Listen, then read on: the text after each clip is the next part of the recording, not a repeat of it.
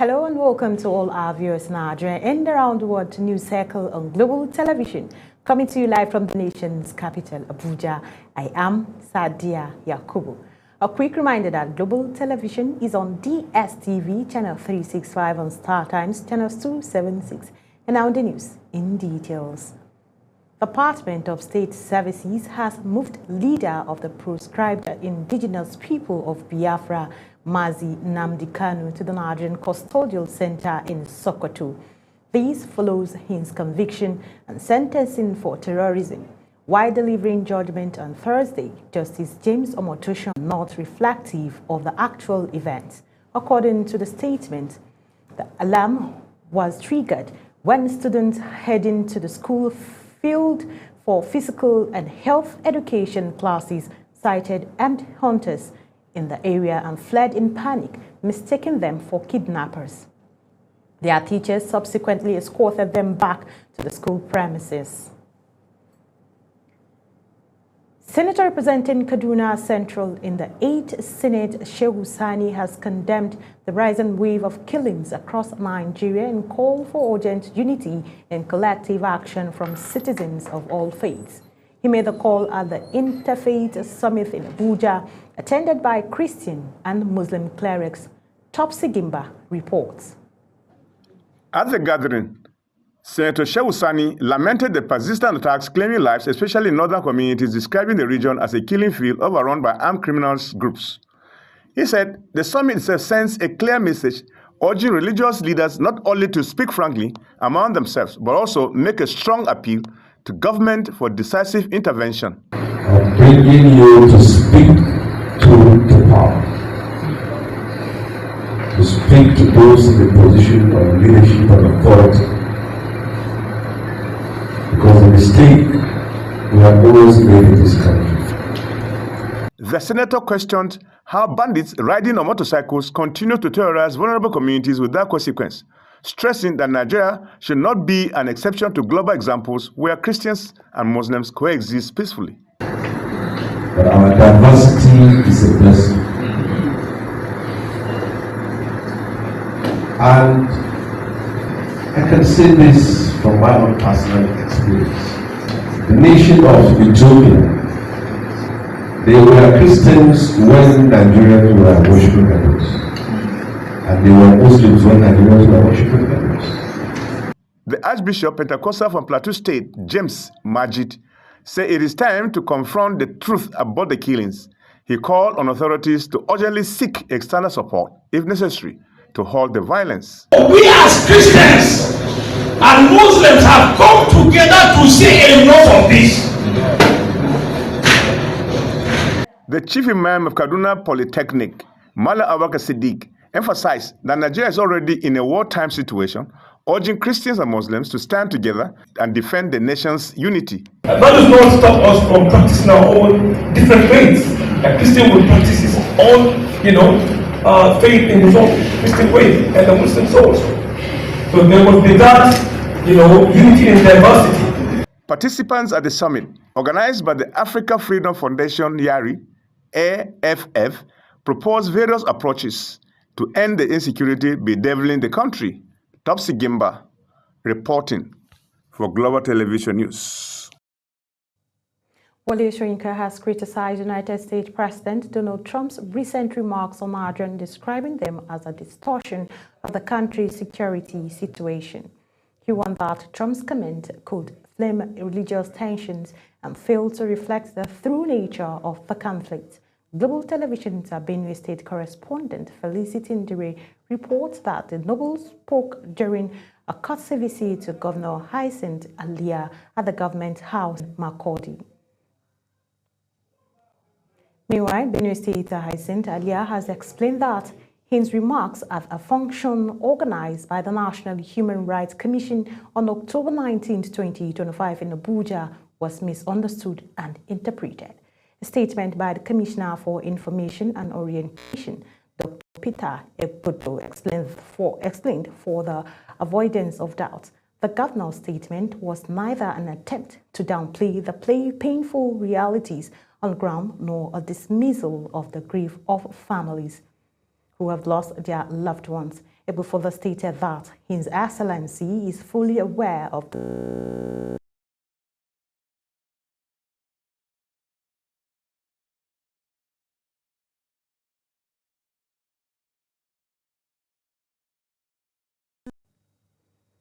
The Independent National Electoral Commission has officially launched a comprehensive voter education and inclusivity campaign ahead of the February 21st, 2026 Federal Capital Territory Area Council elections. Speaking at the opening of the joint implementation meeting in Abuja, the Federal Capital Territory Resident Electoral Commissioner Aminu Kasim Idris, represented by the Administrative Secretary Bimbo Oladunjoye, said the meeting signals the official commencement of the Commission's voter education, sensitization, and inclusivity activities for upcoming polls. Idris said the initiative is designed to ensure a free, credible, inclusive, and informative electoral process for all FCT residents. National Universities Commission has cautioned against the widespread misuse of honorary doctorate degrees, noting that doctorate degrees without clarification amounted to false representation. The NUC Executive Secretary, Professor Abdullahi Ribado, disclosed this when he received the report of an investigation into awards and public misuse of honorary doctorate degree by recipients in Abuja on Friday. Ribado described the trend as a threat to the integrity of the nation's higher education system. Kebbi State Governor Nasir Idris has demanded explanations from military authorities over the withdrawal of troops from Government Girls Comprehensive Secondary School, Maga, shortly before dozens of schoolgirls were abducted in Danko-Wasagu local government area. Idris spoke while receiving the president of the Nigerian Labour Congress, Joe Ajaero, who led a solidarity visit to the state.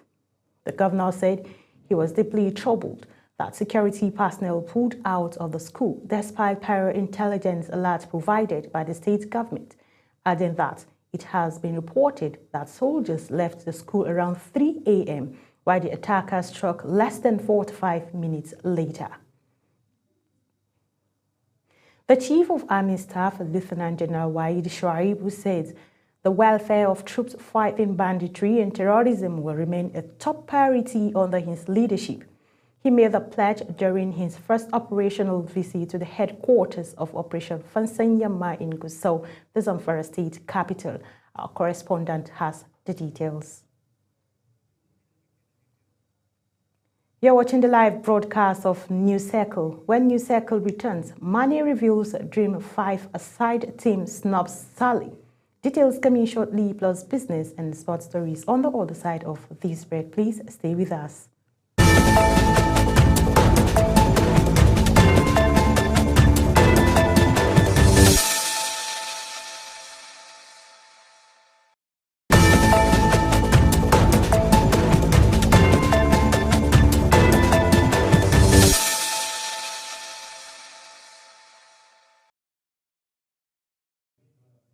Welcome back from that short break. And in business news, the House of Representatives has issued a strong warning to government agencies and stakeholders involved in Naira for crude oil policy, giving them just 7 days to comply with its request or face of sanctions.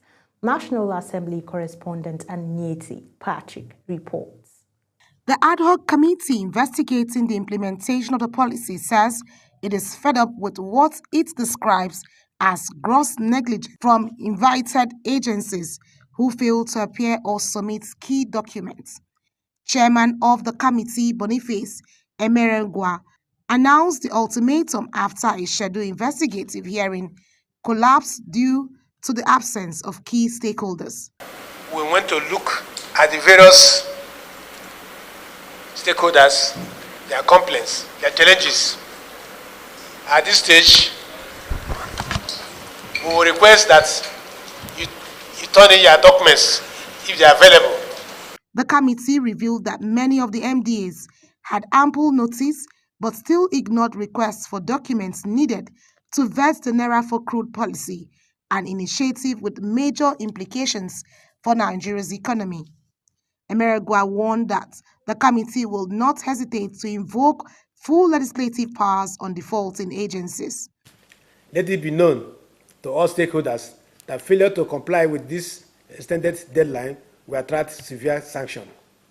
This committee will not hesitate to invoke its full legislative powers, including but not limited to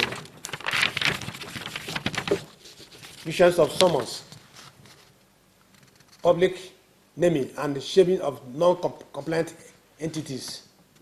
The committee, however, extended the submissions deadline to November 22, 2025, stressing that this is the last chance for compliance. The investigative hearing has now been postponed to December 2, 2025 as final and non-negotiable. From the National Assembly, Anie Tie Patrick, reporting for Global TV News. Nigeria has intensified its diplomatic effort to secure a seat on the International Maritime Organization Council, banking on its 4-year zero piracy record and ongoing blue economy reforms to get support ahead of next week's election.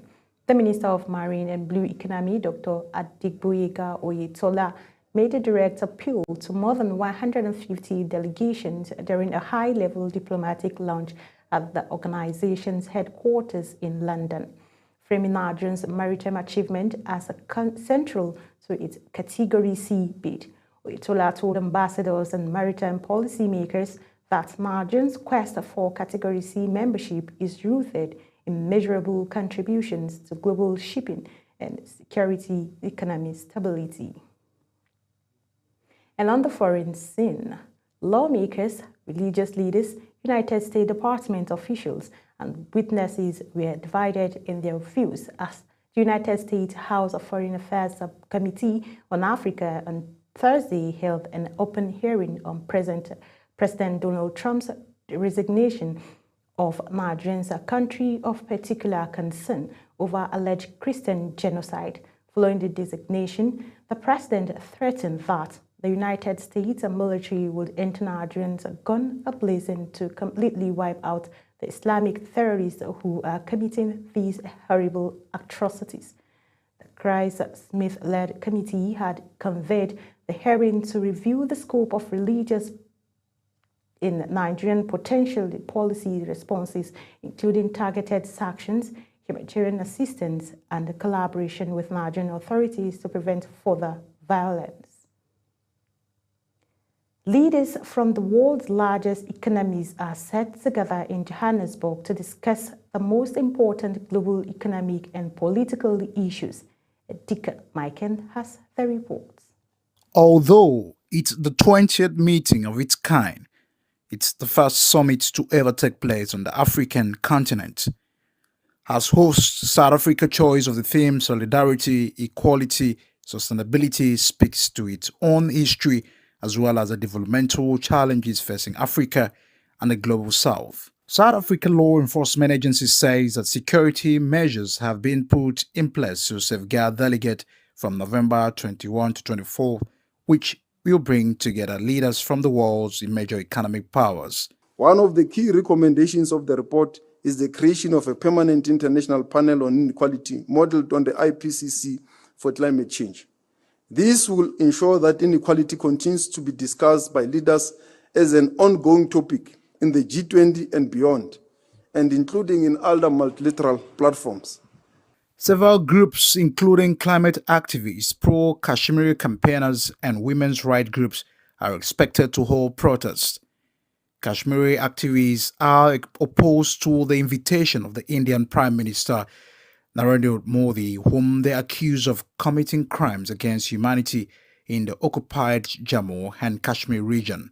Several heads of state have confirmed their participation in the summit, except United States President Donald Trump, who said no American official will attend the summit as he accused South Africa of human rights abuses against the white Afrikaner population. South African government has, however, denied several times allegations of systematic persecution, murder, or confiscation of land targeting white Afrikaner farmers, saying the claims are not substantiated by fact. It has taken nearly 2 decades for the G20 to arrive on African shores and to seek solutions to the challenges Africa faces in pursuit of progress informed by the principle of African solutions to African problems. And here is an opportunity for Africa to work collectively to deliver the message on the continent priorities and promoting the development agenda of Africa and the Global South. From London, Edikan Michael reporting for Global TV News. And in sports, ex-Liverpool forward Sadio Mane has revealed his dream five-a-side team made up of players he has played alongside, and notable former Liverpool teammate Mo Salah did not make the list. According to Planet Football on Friday, Mane shared his selections during an interview with ex-Manchester United. The El Nasser winger named the following players.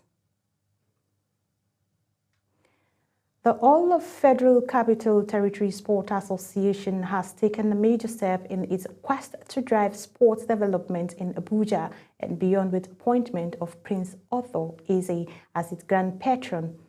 This strategic move is expected to further boost the organization's efforts in promoting sports development, nurturing young talents, and driving excellence in sports. The event, which took place in Abuja, Nigeria, was marked by the presentation of an award of excellence to Prince Otto Eze in recognition of his commitment to sport development. And that's it on News Circle. A quick reminder that Global Television is on DSTV, channel 365, and Star Times, channels 276. Kindly follow us across all social media platforms now trained on your screen using that Global TV NG. I am Sadia Yakubu saying thank you for watching.